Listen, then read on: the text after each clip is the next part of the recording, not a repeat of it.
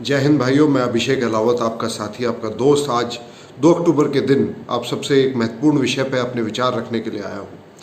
2 अक्टूबर के दिन लाल बहादुर शास्त्री जी का जन्मदिवस है। मैं इसको लाल बहादुर शास्त्री जी के जन्मदिवस के तौर पर ही आज सेलिब्रेट करता हूँ।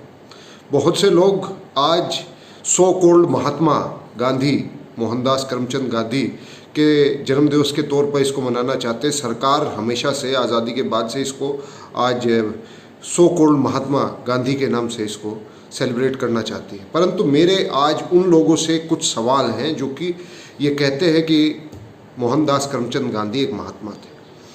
मैं जानना चाहता हूँ, जब आज़ादी की लड़ाई शुरू हुई उस समय महात्मा गांधी जब अफ्रीका में थे तो वो क्या कर रहे थे? अफ्रीका में से वो भारत क्यों आए? और अचानक से एक आदमी अफ्रीका से इंडिया आता है। अफ्रीका से कोई ऐसा भी नहीं कि कोई बहुत विकसित देश में था, केवल लंदन में कोई बहुत बड़ा कार्य कर रहे थे, अमेरिका में बहुत बड़ा कार्य कर रहे थे। वो जब इंडिया आए, एक अफ्रीका, साउथ अफ्रीका से आए, और यहाँ पे आते ही उनका स्वागत एक हीरो की तरह हुआ। ना उस समय सोशल मीडिया था, ना इतना सब कुछ था।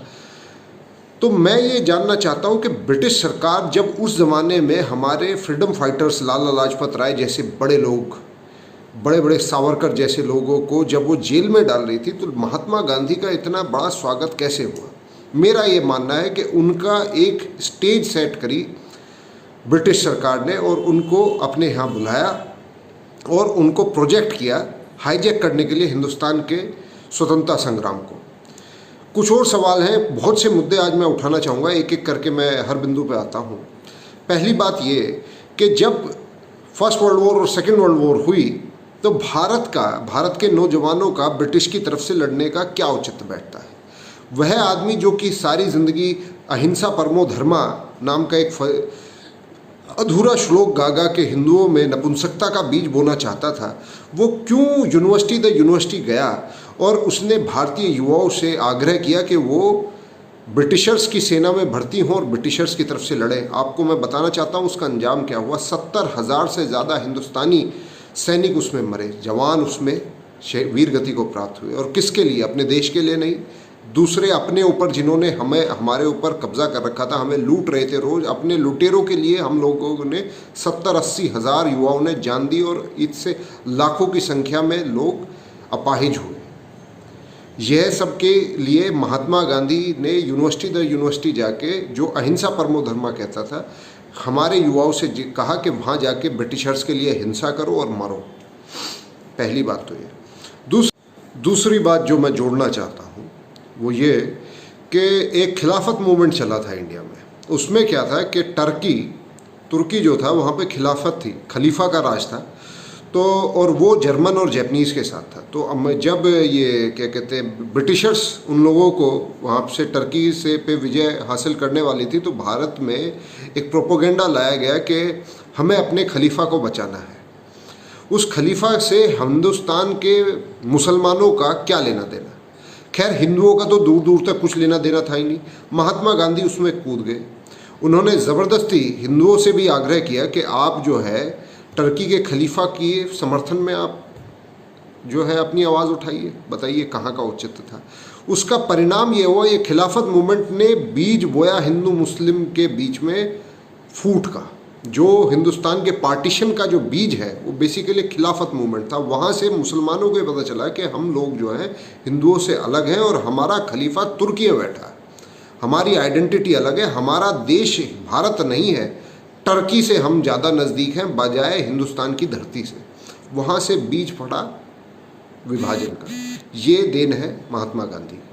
उसका परिणाम यह हुआ, मोपला दंगों का इतिहास आप पढ़िएगा। मोपला में लाखों की संख्या में लोगों का जनसंहार हुआ, फोर्स्ड कन्वर्जन्स हुए हिंदुओं के मुस्लिमों में, और वहीं से हिंदू मुस्लिमों के बीच में एक दरार की शुरुआत हुई। ये देन है महात्मा गांधी। तीसरा मुद्दा जो मैं उठाना चाहूँगा वो ये कि जब भी हम ये आंदोलन की कॉल किया करते थे, महात्मा गांधी कहते हम जो है अहिंसक आंदोलन करेंगे। अंग्रेज़ जितनी चाहे हिंसा हमारे खिलाफ करे, उसको वो कभी अपोज नहीं करते थे। उन्होंने कभी भी सज़ा, काला पानी जो अंडमान निकोबार जेल में जो अमानवीयता हिंदुस्तानी जो स्वतंत्रता सेनानी थे जिन उनके साथ जो अमानवीय व्यवहार होता था उसके खिलाफ उन्होंने कभी आवाज़ नहीं उठाई। जो फ्रीडम फाइटर्स को फांसी होती थी, भगत सिंह जैसे फ्रीडम फाइटर्स को जो फांसी होती थी, उनके खिलाफ उन्होंने कभी आवाज़ नहीं उठाई। उनको बचाने के लिए उन्होंने कभी आवाज़ नहीं उठाई। और अगर चोरा चोरी में कहीं एक थाना फूंक दिया गया, जरी सी भी हिंसक घटना हो जाती थी, वो पूरा का पूरा आंदोलन वापस ले लिया करते थे। इससे हमें क्या पता चलता है कि वो अंग्रेज़ों के फेवर में थे या फिर हिंदुस्तानियों के फेवर में थे। अंग्रेज़ एक आधा मर जाए तो उन्हें बड़ी दुख होती थी, हिंदुस्तानी कितने भी मर जाए उन्हें कोई दुख नहीं होता था। यह उनका चरित्र था। एक और मैं एक से बढ़कर एक आज तर्क है, मैं चाहूँगा आप ये पूरी वीडियो देखें। एक और चीज़ आप देखें, हिंदुस्तान में कांग्रेस जो है महात्मा गांधी से आने से पहले से कांग्रेस थी और कांग्रेस का काम था स्वतंत्रता का आगे से बढ़ के काम करना। कांग्रेस के बाद एक चयनित किए हुए जो अध्यक्ष बनते गए, उनको नेहरू के फेवर में उनसे इस्तीफा दिलवाते रहे। अंबेडकर ले लीजिए, नेताजी सुभाष चंद्र बोस ले लीजिए, राजेंद्र प्रसाद ले लीजिए, सरदार वल्लभ भाई पटेल ले लीजिए, किस किस की बलि नहीं ली महात्मा गांधी ने नेहरू के फेवर में। ऐसा क्या खासियत थी नेहरू में कि वो एक के बाद एक जनता से चुन के आए हुए सबसे ज़्यादा लोकप्रिय लोगों की बलि देते रहे नेहरू के फेवर में। ऐसा क्या मालूम था नेहरू को गांधी जी के बारे में कि वो हमेशा नेहरू को प्राथमिकता देते थे।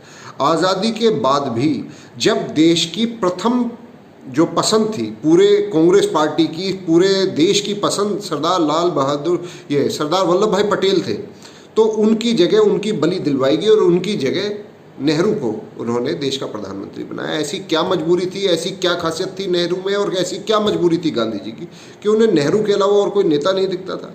सुभाष चंद्र बोस जी, ज़बरदस्ती उनको कांग्रेस से निकाला गया, वरना वो भारत में रहते, कांग्रेस ही में रहते हुए देश को आज़ादी दिलवाते, परंतु उन्हें ज़बरदस्ती बाहर निकाला गया।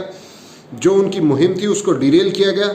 इन नेहरू, उनके चेलों ने, गांधी नेहरू ने सुभाष चंद्र बोस को आतंकवादी घोषित करवाया, भगत सिंह को आतंकवादी घोषित करवाया, देश के जो असली जननायक थे उनको आतंकवादी घोषित करवाया। और इतिहास में आज़ादी के बाद ऐसा इतिहास नेहरू और नेहरू के चेलों ने लिखा कि जैसे कि ये लोग महात्मा थे और बाकी लोग जिन्होंने देश के लिए वास्तव में कुर्बानी दी, अपनी जान की कुर्बानी दी, अपने परिवार निछावर किए, वो आतंकवादी थे।